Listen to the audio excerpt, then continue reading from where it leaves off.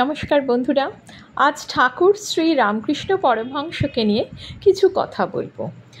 শ্রী রামকৃষ্ণ পরমহংসদেব একধারে একজন মহান সাধক ছিলেন, ধর্মগুরু এবং মানবপ্রেমী। তার জীবন ও বাণী আজও লক্ষ লক্ষ মানুষের হৃদয়ে আলোর দিশা হয়ে বিরাজমান। তার জীবন ছিল এক অসাধারণ সাধনার কাহিনী, যা প্রমাণ করে ধর্ম শুধু কিছু রীতিনীতি বা শাস্ত্রের মধ্যে সীমাবদ্ধ নয়, তা জীবনের গভীরতম অনুভূতিতে, ঈশ্বর উপলব্ধিতে এবং সর্বজীবের মধ্যে সেই পরম সত্তাকে অনুভবে নিহিত।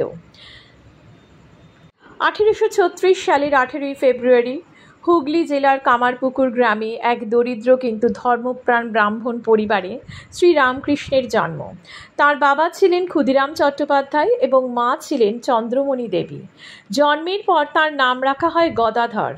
গ্রামের অধিষ্ঠাত্রী দেবতা গদাধর বিষ্ণুর নামে। শৈশব থেকেই গদাধরের মধ্যে এক অদ্ভুত দিব্য ভাব দেখা যেত। প্রকৃতির প্রতি তার গভীর টান ছিল এবং তিনি গ্রামের সরল জীবনযাত্রার সঙ্গে মিশে যেতেন। খেলার ছলে তিনি কখনো শিব, কখনো কালী সাজতেন এবং সেই সব চরিত্রে এতটাই নিমগ্ন হয়ে যেতেন যে তার বাহ্য জ্ঞান থাকত না। একবার তিনি ধান ক্ষেতের আল দিয়ে হাঁটছিলেন, এমন সময় আকাশে এক ঝাঁক বক উড়ে যাচ্ছিল।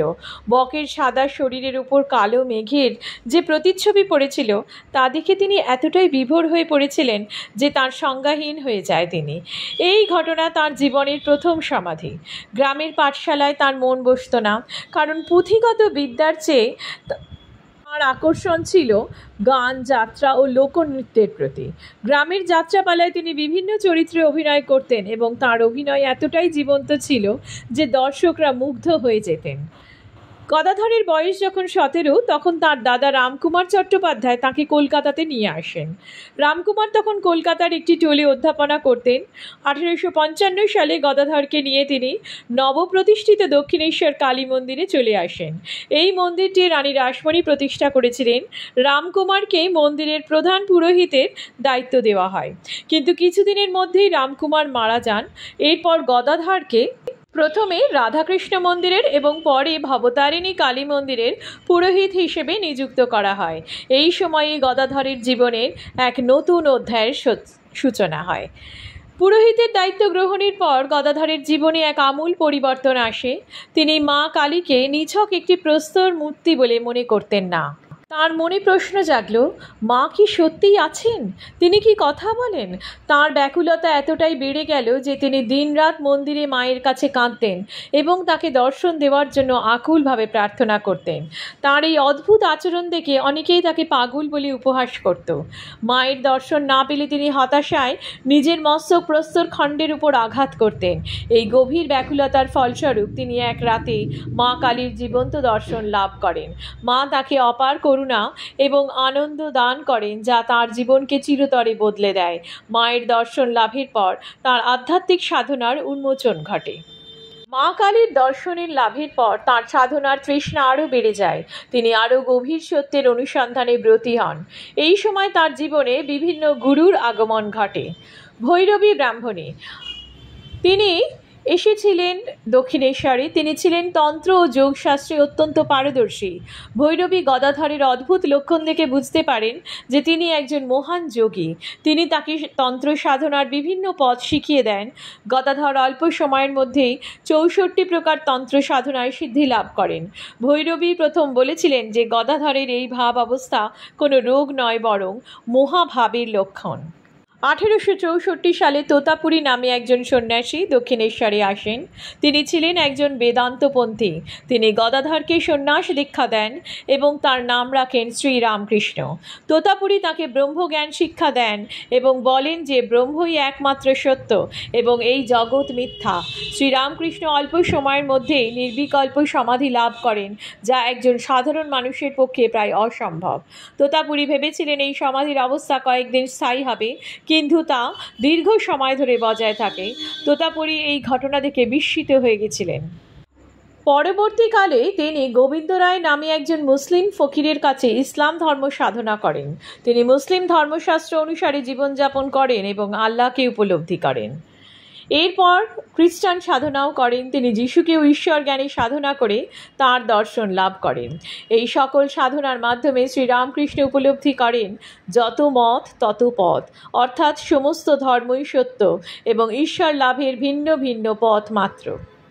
তার স্ত্রী ছিলেন শারদামণি দেবী, যিনি পরবর্তীকালে শ্রী শ্রী শারদা মা নামে পরিচিত হন।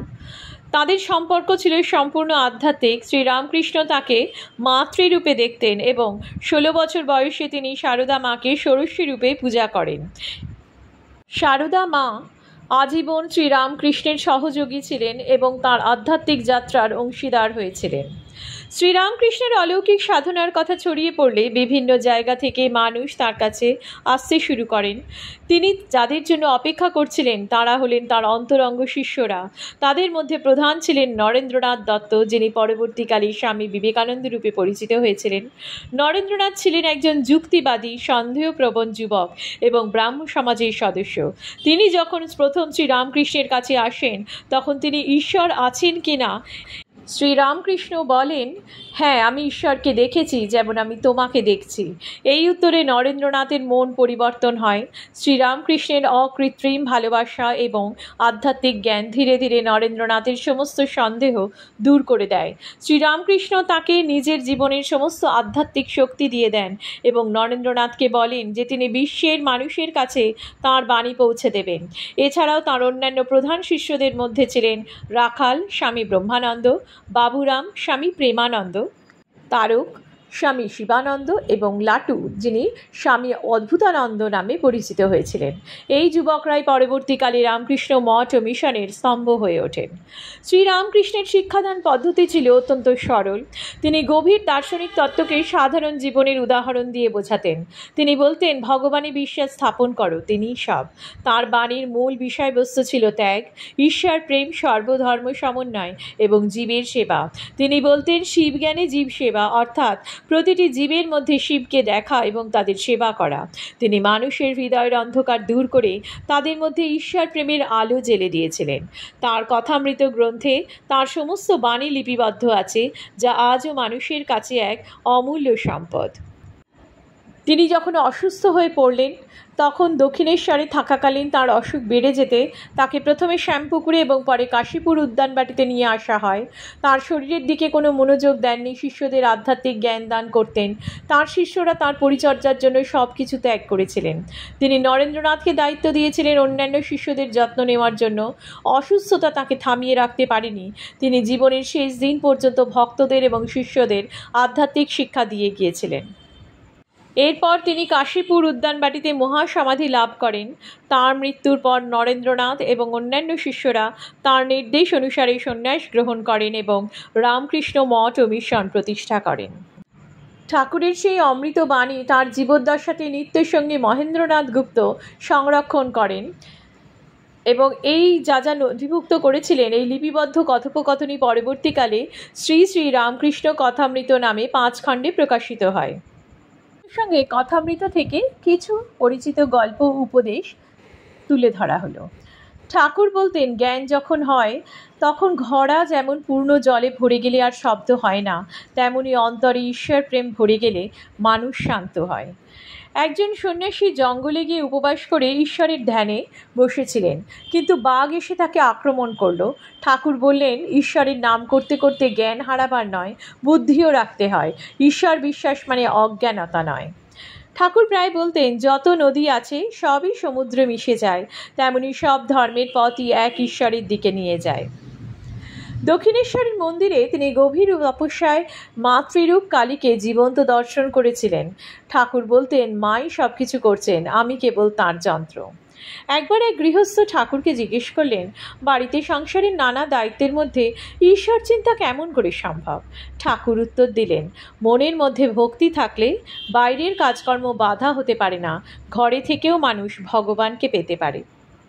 ঠাকুর বলতেন, ঈশ্বরের কাছে যেতে হলে শিশুর মতো নিরহংকার হতে হবে। যেমন শিশুরা মাকে ডাকে তেমনই ডাকতে হবে। তিনি বলতেন, মনের মতো মাটির হাঁড়ি যদি ভিজে থাকে তাতে দুধ ঢেলেও টক হয়ে যাবে, তাই আগে মনকে শুকোতে হবে, অর্থাৎ পবিত্র করতে হবে। এক শিষ্যকে তিনি বোঝালেন, যেমন জাহাজ বাতাসের সাহায্যে গন্তব্যে পৌঁছয়, তেমনি ঈশ্বর কৃপা মানুষকে মুক্তির পথে এগিয়ে দেয়। তবে পাল তো তুলতে হবে, শুধু বসে থাকলে চলবে না। একজন ধনী গৃহস্থ জিজ্ঞাসা করলেন, সংসারে থেকে কেমন করে ভগবানকে পাওয়া সম্ভব? ঠাকুর বললেন, তুমি বাগানের মালিকের মতো থাকো, পাহারাদারের মতো নয়। পাহারাদার কেবল বাগান পাহারা দেয়, আসল মালিক নয়। সংসার করো, কিন্তু মনে রেখো সব কিছুর মালিক তিনি। এক ভক্ত মায়ের কাছে ঠাকুর বলেছিলেন, তুমি গোপালের মা হয়ে খোকাকে ডাকো, নিশ্চয়ই সে আসবে। তিনি নিষ্ঠাভরে সেই ভক্তি করলেন। একদিন স্বপ্নে গোপাল রূপে কৃষ্ণের দর্শন পেয়েছিলেন। একজন সন্ন্যাসী সাপকে মারধর না করে নমঃ শিবায় বলতে বলেছিলেন। গ্রামবাসী তখন সাপটিকে প্রায় মেরে ফেলে। ঠাকুর বললেন, আমি তোকে বলেছিলাম দংশন করিস না, কিন্তু ফোঁস করতে তো মানা করিনি। ঠাকুর প্রায় উদাহরণ দিতেন, সারা জগৎটা এক নাট্যমঞ্চ, ঈশ্বরই সেই পরিচালক, আমরা কেবল চরিত্র। কে রাজা কে ভিখারি সবই তাঁর ইচ্ছা।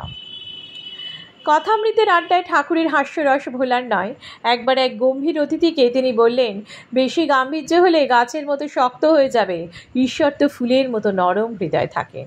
ঠাকুর বলতেন, জগৎ দুধের মতো, মাখন পেতে হলে দই করে মন্থন করতে হবে, তেমনি সাধনায় মন্থন করলে ঈশ্বর রূপ মাখন পাওয়া যায়।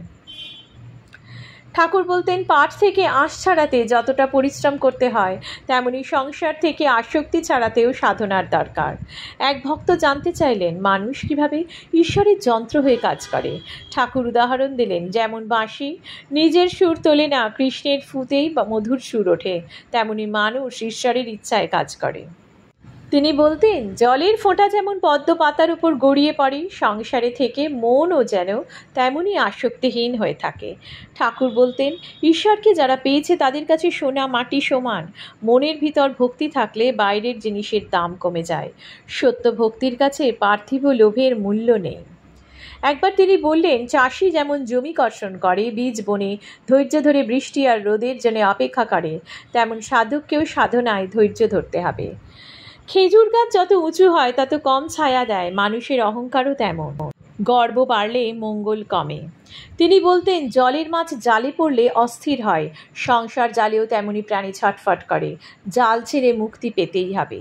তিনি শিখিয়েছিলেন, শ্বাস প্রশ্বাসের মধ্যেই নাম জপ করা যায়, শ্বাস নিতে হং এবং ছাড়তে শো, জীবনে তখন প্রতিটি নিঃশ্বাসই প্রার্থনা হয়ে ওঠে।